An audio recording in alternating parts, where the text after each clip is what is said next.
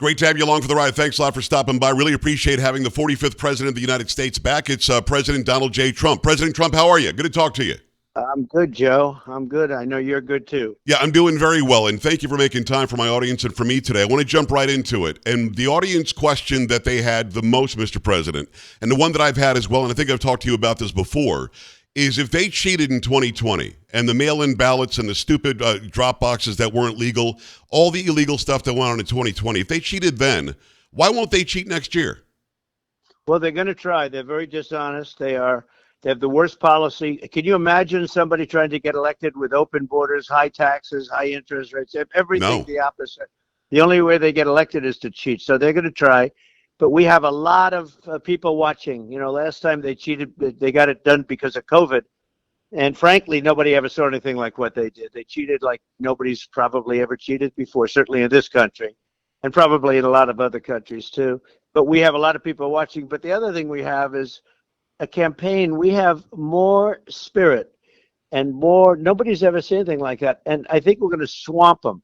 And if you swamp them, their cheating won't matter. They will try and cheat, and they will cheat. Actually, they have people. That's what they do. Yeah. That's frankly the only way a lot of them get elected. But we have, if we swamp them, like it looks like we're going to do. You know, in DeSanctimonious, we're up by like 50 or 60 points. Right. And on Biden, we're way up on Biden. It's hard to believe that I even have to say that. Who wouldn't be? He's horrible. He's grossly incompetent. And you look at what's happening to our country. We're being invaded at our borders. Nobody's ever seen anything like what's happened to our country. It's never been this low before. So I believe that we're going to be in very good shape. We have very, very good people. They're watching every vote. We are watching it like nobody's ever watched. Well, when you say swamp them, Mr. President, you mean every conservative, every Republican, every Trump supporter needs to get out there and vote. But here's what I hear. They feel disincentivized. They're like, well, I know my vote's not going to count. Why would I go? How can you bully them and make them go? I will say this. If we don't win this election, I think our country is finished. I think it's really in bad shape. It's bad shape now, but I think our country is going to be finished. I think everyone's going to go. They're counting on it. They're counting on. We need this victory. It's the most important election we've ever had, and I think they're very much incentivized. They weren't incentivized with the Senate race in Georgia because they felt Georgia was rigged, and then when they had the Senate race 2 months later, you know, they really actually, I think they actually went the other way. They were really angry because they knew how that vote turned out. It's former President Donald Trump. He won Georgia by so much. No, I believe you. We went to bed thinking that you won that easily, and then all of a sudden something changed. I want to talk to you about the border because you mentioned it. You know that I'm sitting in San Antonio, although I'm heard around the country. Just last night in Eagle Pass, Texas, 2,500 just in the dark of night came across last night, and they're all welcome. Most of them are single men by themselves, some from Ghana, some from Brazil, some from wherever the place happens to be, and they're just allowed to come here and do anything they want. Mr. President, how is it possible? How is it possible that you enforce the same laws that are still on the books for this president, yet this is going on? The laws are fine. You need the right people and you need the right policy. They said open borders. Nobody believed that they meant that. Nobody thought it could be this bad either. Nobody thought. They're coming in by the millions. They're destroying our cities. They're destroying our towns. Now they're destroying our countrysides. I mean, everywhere. They're everywhere. They're destroying this country. And this man is incompetent, and I think he's sick. He's an incompetent. He's the worst president in the history of the country. Yes. They use weaponization on elections. They do anything, everything that shouldn't be done, they do. And the opening of the border will go down as, I think, one of the great catastrophes in the history of our country. Could destroy our country, actually. I had Rudy Giuliani on the other day, and I had Bernard Kerik on the other day for 9/11 for the anniversary. And I asked them how long it would take them to fix New York City should they be back in power. Kerik said 4 to 6 months. Giuliani said 6 to 8 months. Mr. President, should you win next year, how long will it take for you to close the border back down and restore our nationalism, our love for this country? Almost immediately. It'll go so fast, and we'll start drilling. We'll get energy prices way down. We're going to get inflation taken care of because the energy's going to bring the inflation down. You know, you have gasoline now at $5 again. It's crazy. It is crazy. It's already up. And they only kept it artificial by taking my beautiful, that we filled up, our beautiful national, you know, we have the reserve, the big reserves, the salt mines for oil. and they took that and they reduced it for purposes of an election, and that was an artificial reduction. It's now down to this is a strategic reserve. This was meant for war. This was meant not to lower somebody's gasoline prices so they vote for a Democrat, an incompetent one. So it's terrible, but I would do it very quickly. We'll close up the border. And we've got to get a lot of people out. You know, a lot of the people, they're coming from jails, they're coming from prisons, they're coming from mental institutions. They're emptying out all them, and this is all over the world, not just 4 or 5 countries that are near us. This is all over the world they're coming. They're emptying out jails and mental institutions, and terrorists are coming in. You know, in 2019, they found no terrorists, and now in this, they weren't coming. They knew not to come. That was when I was running it. Last month, they had the largest number of terrorists that they've ever recorded. It's and sick. This is a long-term problem, but we're going to get them out. I've got to ask you, how did you leverage Mexico? Because Mexico isn't doing anything right now to stop the cartels and stop the flow. You somehow made them do it. How did you do it? I did it with money. I did it by saying that you're going to pay big tax on your cars if you don't do what you have to do. They gave me 28,000 soldiers.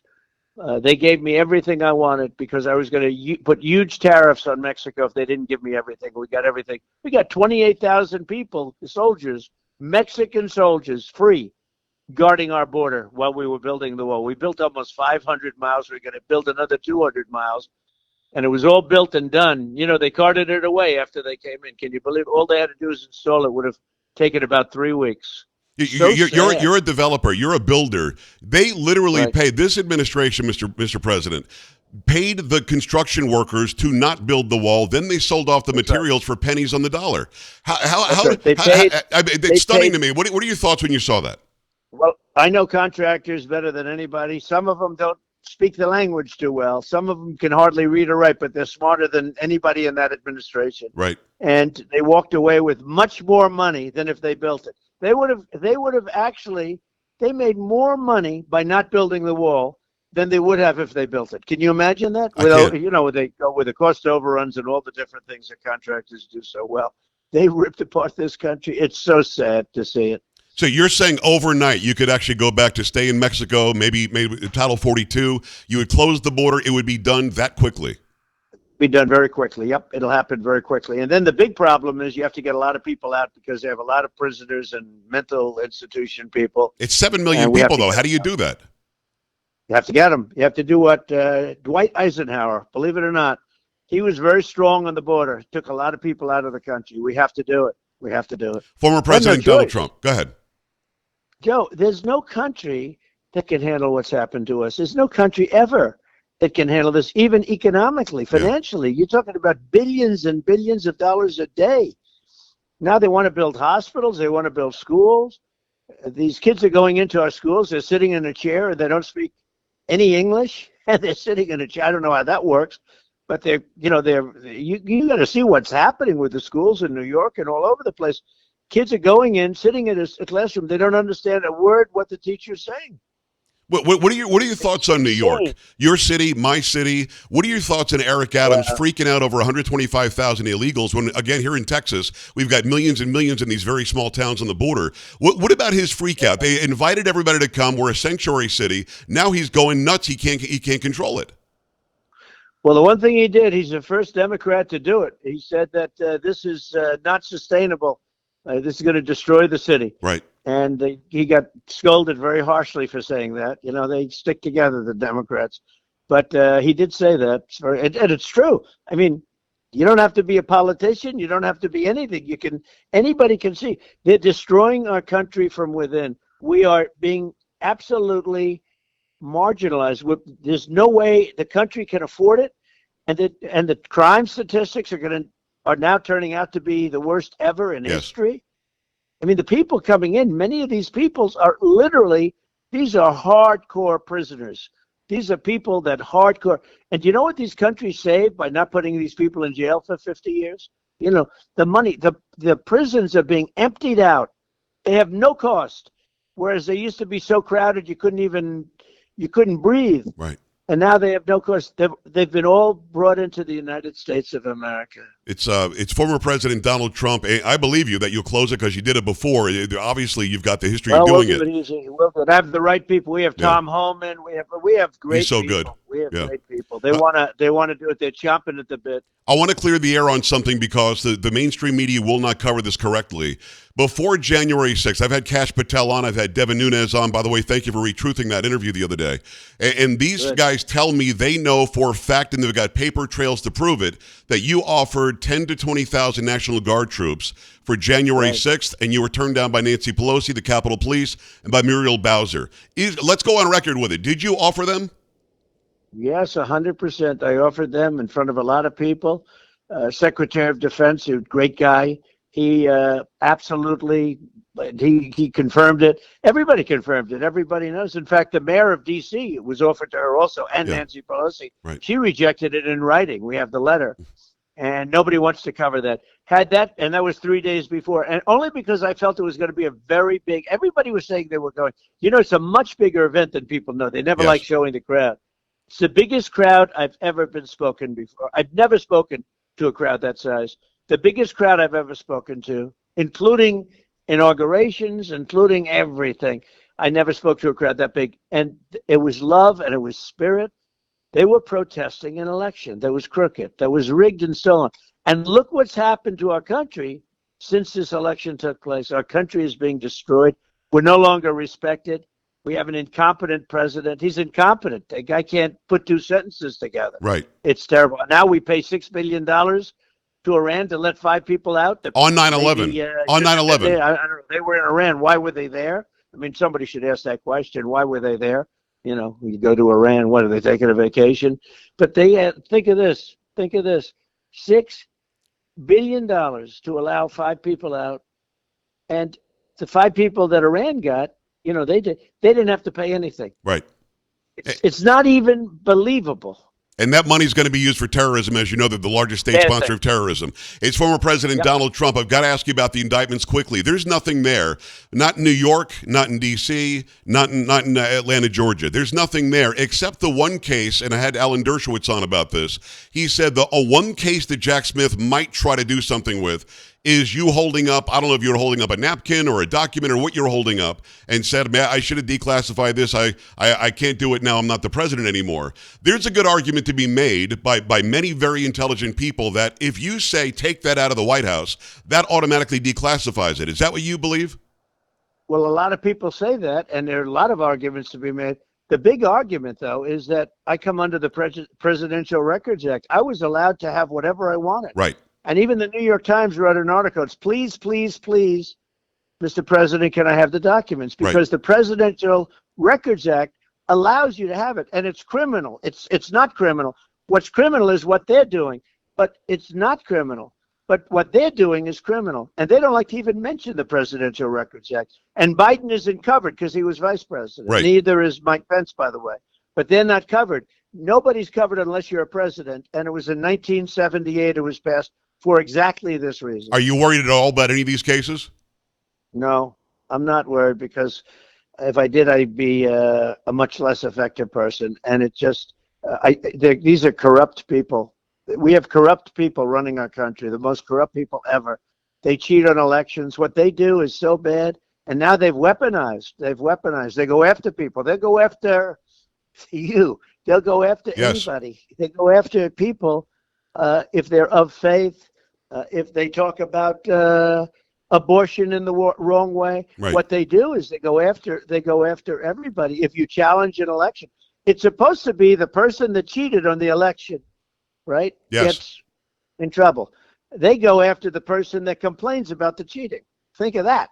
Okay. And the First Amendment says you can do that. There's plenty of us, because I think about 80% of the country thinks the election was rigged. I know you've got to go. I got to ask you a couple of more quick ones. You mentioned Mike Pence. Did you ever say, hey, Mike, choose between me and the Constitution? He keeps saying that you said that. No, I never said it. It's a made-up fairy tale, and he knows it. Think of it. It's such a ridiculous thing to say. I mean, who would say that? And I assume he said I said it in front of people. I don't even know, but I heard he said that. Think of how stupid that sentence is. Who would say that? I had Even if Christine. you were alone with somebody, you wouldn't Right. say that. I had Christina Nobody Bob on. would say that unless it's a person that's got about a 20 IQ. Nobody would say that. It sounds so stupid. I had your attorney That on, was Christina like when Bob. they said I grabbed the Secret Service agent who was like this really tough. I grabbed him around the neck and started choking him in the car ride. You commandeered the car. You commandeered the car from him, Mr. President.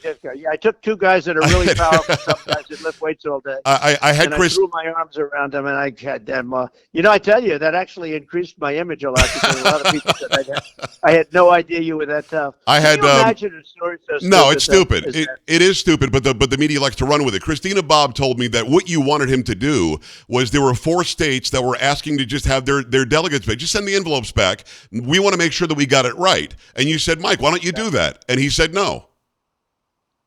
He did say no. He did say no. And I did ask him to do it. And by the way, if you look at what happened right after the election, everybody said, and he said too, and his lawyer said, that he couldn't do anything. He was just a conveyor belt into Mitch McConnell, who's the worst, by the way. He was just a conveyor belt into Mitch McConnell for the votes, right? So it turned out and everybody said that, and Mike said, sir, I can't do it because I'm not allowed to. Under the Constitution, I'm not allowed to. Then it turned out right after the election was over, they all met, the rhinos and the Democrats, and they made it so that the vice president can't do that. Right. So I said, so you mean you could do that? Exactly. I didn't say that to him. I said to other people. And they were telling everybody, you can't do it. In other words, you can't do it, you can't do it, you can't do it. But after the election was over, they went and they changed the law. So I said, they're changing the law. That means you could do it. Yes. And the answer was, that's right. Of He course. could have done it. I know he would have been the most popular guy instead of being at 2% right now. He would have been, and you know what? Regardless, and it would be send them. We're not asking for what Thomas Jefferson asked for. Thomas Jefferson kept the votes of Georgia because they couldn't come up with an accurate count. He said, we will hear ye, we will keep the votes from the great state of Georgia. Right. In other words, he took the votes. I didn't ask for that. He said, send them back to the state legislatures and let them review them because a lot of people were complaining with very good reason. Yes. And they were complaining. He said, I'm not allowed to do that. Well, he was allowed to do that. And that's why they changed the law right after the election took place. And now the vice president can't do it, but he would have been. If he did that and all he was asked to do, send them for a week or a few days back to the legislatures, Pennsylvania, to Georgia, to 5 or 6 places. Send them back and let's see what happens. Let them look. Say there's been dispute on your thing and let's see what happens. Regardless of how they sent him back, I think it would have been a different election. I agree. But regardless of what they did, Mike would have been the most popular guy. He would have been great. But he didn't have the courage to do it. And it's so sad to watch. And it's sad to watch how nobody shows up to his meetings and how they call him a traitor. They call him a traitor. He had very bad advice for some people that work for him. I know who the people are. And they said, Mike, you have no choice. Mr. Vice President, you have no choice. You cannot do what you want to do. You cannot do it. If he would have said, all he do, and he could have stood up and he could have said, ladies and gentlemen, there's a great question about this. What I'd like to do is send it for 1 week back to Pennsylvania and various other places. Yeah. Okay, Arizona. Send them back to 5 or 6 states for 1 week. They have 1 week to get back to us. If he would have done that, regardless of how they got back, okay, I think they would have come back positively. But regardless, Mike Pence would have been a hero. Instead, he's treated very, very badly. And then he made up that story about me, take me over the Constitution. Could you imagine me saying that to somebody? No. It sounds so stupid. You wouldn't say that. You say, I'd really appreciate your vote and everything else. But I would never say, take me over the Constitution. Right. It's like a child would say that. Mr. President. No, it's very bad people. We have a lot of bad people involved in this stuff. Finding time for me today, I appreciate it. My audience appreciates it. I could talk to you for 2 hours. Let's do it again soon, my friend. Thank you so much. The 45th President of the United States, Donald J. Trump. Thank you, Mr. President. Thank you, Joe, very much. All right. Thank you. We're back after this. Stay right here.